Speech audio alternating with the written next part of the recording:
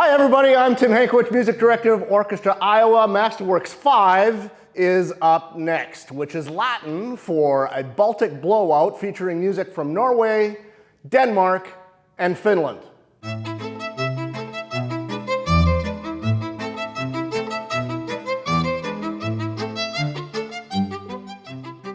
Three great composers we have in store for you, music from Sibelius, Grieg, and Carl Nielsen. Arguably, the most famous piece on the entire program is the Grieg Piano Concerto, and I couldn't be more overjoyed than sharing the stage with the great pianist Winston Choi. Winston and I go way back. We began our careers together over 25 years ago. I remember traveling up to Canada, and he had just won the Honen's International Piano Competition, and his party piece was the Prokofiev Second Piano Concerto, and we performed that together up in Canada.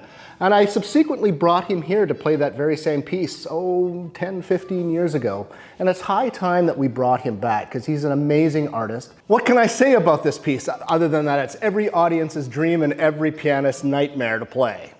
We began our program 2 countries to the east in Finland with music of Jean Sibelius, his famous Valse Triste. And I chose this piece for a couple reasons. One, it's arguably his most famous work, although it is a very slow, somber, melancholy, and introspective piece. But also because it starts the arc of the program, starting from a low point to the end of the eventual symphony that we're going to be playing, the Inextinguishable. And so when I put a program together, it's not just about which pieces pair well together, it's how the entire program unfolds in terms of its entire trajectory. Which leads us to the 4th Symphony of Carl Nielsen, nicknamed the Inextinguishable. Though revered in Denmark, Nielsen isn't as famous as some of his other contemporaries are. However, this 4th Symphony is arguably his most impressive and famous work. I always view his music as a cross between the music of Bruckner and the music of Mahler, except not nearly as long.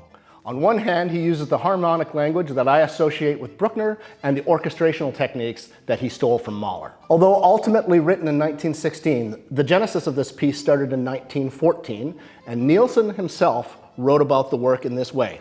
I have an idea for a new composition, which has no program, but will express what we understand by the spirit of life or manifestations of life. That is, everything that moves, that wants to live, just life and motion.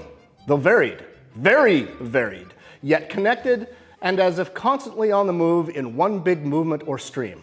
I must have a word or title to express this. That will be enough. I cannot quite explain what I want, but what I want is good. So it was the concept of an idea that led to a symphony.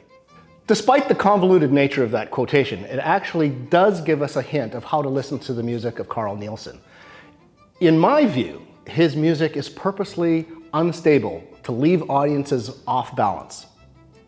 He has ideas that go in this direction, followed by another idea that go in the opposite direction, and then here, then there. So as an audience member, at least when I listen to his music, I have to listen to it from the elevation of 50,000 feet. Because what it does is have these long arcs of where you feel unsettled, and then these arrival points of stability that are so deliciously satisfying. And this whole wave of stability and instability goes through the entire piece. In fact, the symphony does have 4 movements, but they allied into each other without break.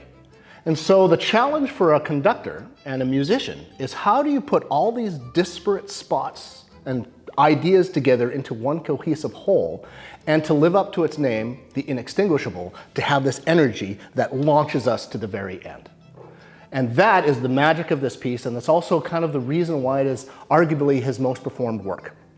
So join us for April 11th and 12th at the Paramount Theater and the Corrival Center for the Performing Arts to hear the indomitable, and yes, the inextinguishable Symphony by Carl Nielsen. See you then.